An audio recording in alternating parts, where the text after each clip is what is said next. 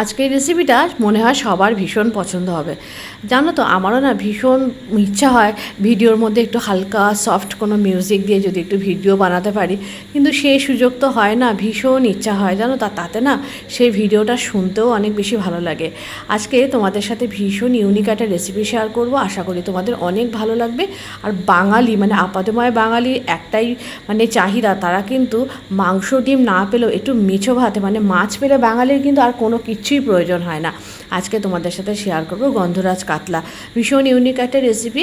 সব রকম tips and tricks share করব, কিভাবে রান্নাটা করলাম আর কিভাবে রান্নাটা করলে মাছটা একদম রান্না তেতো হবে না, সেই রেসিপি তোমাদের সাথে শেয়ার করতে চলেছি। যারা জানো, যারা জানো না নতুন গৃহিণী, তারা একবার ঝটপট দেখে নাও। আশা করি আমার অন্যান্য রেসিপিগুলোর মতো এই রেসিপিটা অনেক অনেক ভালো লাগবে। নমস্কার, আমি অন্তরা, চলে এসেছি বারাসাত থেকে। তোমাদের সাথে আজকে শেয়ার করব গন্ধরাজ কাতলা। তার জন্য দেখো, আমি এখানে কাতলা মাছের পিস নিয়ে নিয়েছি, ভালো করে ধুয়ে পরিষ্কার করে নিয়ে আমি এখানে বেশ বড় সাইজের একটা গন্ধরাজ লেবু ভালো করে ধুয়ে, গন্ধরাজ লেবু যে ওপরের সবুজটা মানে জেসটা, এটাকে দেখো একটা গ্রেটার দিয়ে হালকা হালকা করে কুড়িয়ে দিচ্ছি, যেন সাদা অংশটা একেবারেই এই মাছের মধ্যে না পড়ে, তাহলে কিন্তু মাছটা তেতো হয়ে যাবে। আমি বেশ দেখলে লক্ষ্য করে অনেকটাই এই গন্ধরাজ লেবুর জেস্ট দিয়েছি, আর তারপরে ওই লেবুটাই আর্ধেক করে নিয়েছি। আর্ধেক লেবুর কিন্তু পুরো রসটাই আমি এই গন্ধরাজ মানে মাছের মধ্যে দিয়ে দিয়েছি। অল্প লবণ দিয়েছি, দেওয়ার পর মাছটাকে খুব ভালো করে এরকমভাবে ম্যারিনেট করে মাছটাকে রেখে দিয়েছি প্রায় 10-15 মিনিট মতো। সামান্য একটু মশলাই লাগবে, একদম কম মশলায়। আমি এখানে একটা বড় সাইজে পেঁয়াজ নিয়েছি, আর অল্প একটু আদা নিয়েছি, আর কোনো রসুন ব্যবহার করব না। নিয়েছি স্বাদ অনুযায়ী ঝাল, তোমরা তোমাদের স্বাদ মতো নেবে, আর তোমরা যতগুলো মাছ রান্না করবে সেই হিসাবে পেঁয়াজ আদাটা নেবে। এটাকে ভালো করে পেস্ট করে নিয়েছি, নেওয়ার পর একটা আলাদা বোলের মধ্যে এটাকে ঢেলে নিয়েছি। ঢেলে নিয়ে ওই একই মিক্সিং জারের মধ্যে আমি বেশ অনেকটা পরিমাণেই টক দই দিয়েছি। এখানে প্রায় 150 গ্রাম থেকে 200 গ্রাম মতো টক দই আর প্রায় 10-15টা কাজু বাদাম দিয়ে খুব ভালো করে পেস্ট করে নিয়েছি। ব্যাস, মশলা বলতে এইটুকুই। অনেকেই আছে দেখেছি আমি এই গন্ধরাজ কাতলাতে ধনে গুঁড়ো, জিরে গুঁড়ো সব রকম ব্যবহার করছে, গরম মশলা গুঁড়ো। আমি ব্যবহার করিনি, তোমরা চাইলে ব্যবহার করতেই পারো। আমি মনে করেছি যেটা ব্যবহার করলে গন্ধরাজ লেবু যে আলাদা একটা ফ্লেভার, সেটা এই রান্না থেকে উড়ে যাবে, সেই জন্য আমি দিইনি। তারপরে কড়াইতে সাদা তেল দিয়ে মাছগুলোকে খুব বেশি কড়া করে ভাজিনি, জাস্ট একটু ভেজে নিয়েছি। আমি এখানে একটা ভুল করেছি, মানে তাড়াহুড়ো করেছি, ভুলে গেছিলাম দিতে। এই গরম তেলের মধ্যে তোমরা যখন মাছ ভাজবে এরকম টাইপের ম্যারিনেট করা মাছ, তখন অবশ্যই একটুখানি আটা ছড়িয়ে দেবে বা অল্প একটু লবণ, তাহলে দেখবে মাছগুলো একদম কাঁটার মতো থাকবে, একটা মাছও অসুবিধা হবে না। যদিও মাছতে মানে মরতে বেঁচে গেছে, মাছগুলো একটাও ভাঙিনি। খুব রিস্ক নিয়ে মাছগুলোকে ভেজে আলতো করে তুলে নেওয়ার পর ওই তেলের মধ্যে আমি কোনো ফোড়ন কিচ্ছু দিইনি, জাস্ট ওই পেঁয়াজ, আদা আর লঙ্কা যে পেস্টটা করেছিলাম সেটা দিয়ে ঢাকনা চাপা দিয়ে দিয়েছি, কেননা ভীষণ তেল ছিটকাচ্ছিল। তা নয় তো আমি কিন্তু ঢাকনা চাপা দিয়ে এই রান্নাটা করছিলাম না, মানে এই রান্নাটা একটু আগলাতেই করতে চাইছিলাম। আর তারপরে এর মধ্যে বেশ পেঁয়াজ আর লঙ্কাটা ভেজে নেওয়ার পর যেন কাঁচা গন্ধ না থাকে, তারপরে গ্যাসের ফ্লেমটা একদম আস্তে করে কাজু আর টক দইয়ের পেস্টটা দিয়ে দিয়েছি।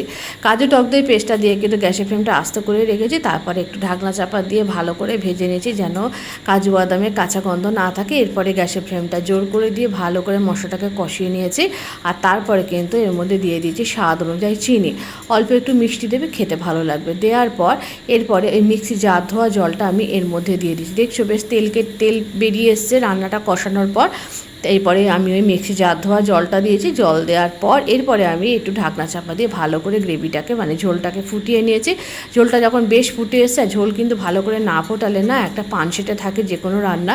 এরপরে একে একে আমি মাছগুলোকে দিয়ে দিয়েছি। মাছগুলোকে দিয়ে খুব বেশিক্ষণ ফোটাবো না, জাস্ট 2-3 মিনিট একটু ফোটানোর পর গ্রেভিটা বেশ ঘন হয়ে আসলে তখন আমি গ্যাসের ফ্লেমটা আস্তে করে বন্ধ করে দেবো, মানে গ্যাসের ফ্লেমটা বন্ধ করে দেবো। মাছটা পুরোপুরি সেদ্ধ অলরেডি রান্না হয়ে গেছে, আর তারপরে এই 2-3 মিনিট ফোটালে বাকি রান্নাটাও হয়ে যাবে।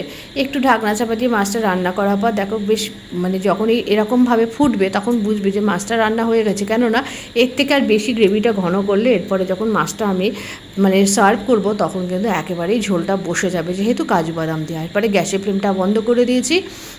বন্ধ করে দিয়ে তারপরে আমি এর মধ্যে যে হাফ পাতিলেবু, যে হাফ যে গন্ধরাজ লেবুটা ছিল সেটাকে আমি এর মধ্যে পুরোপুরি রস করে আর গন্ধরাজ লেবু যে মানে স্লাইসটা সেটা এর মধ্যে দিয়ে রেখেছি, দিয়ে ঢাকনা চাপা দিয়ে 10 মিনিট রেখে দিয়েছি যেন এর মধ্যে গন্ধরাজ লেবুর গন্ধটা পুরোপুরিভাবে চলে যায়, মানে ঢুকে যায় আর কি। তারপরে সার্ভ করে নিয়েছি। আমি অনেককেই দেখেছি লেবু দিয়ে ফুটন্ত মানে গ্যাসের মধ্যে তরকারির মধ্যে লেবু দিচ্ছে, আমি বলছি গ্যারান্টি দিতে কিন্তু সেই রান্না তেতো হয়, কখনোই সেটা করবে না। সবসময় গ্যাসের ফ্লেমটা বন্ধ করে দেবে, একটু তরকারিটা ঠান্ডা করে নেবে 1 মিনিট মতো, তারপরে এর মধ্যে লেবুর রস বা যা মেশানো দেবে। এরপরে আমি সার্ভ করে নিয়েছি। দেখো এর উপরে আমি বেশ কিছুটা পরিমাণ গন্ধরাজ লেবুর জেস্টও দিয়ে দিয়েছি আর কয়েকটা স্লাইস দিয়ে আমি এটাকে সুন্দর করে গার্নিশিং করেছি।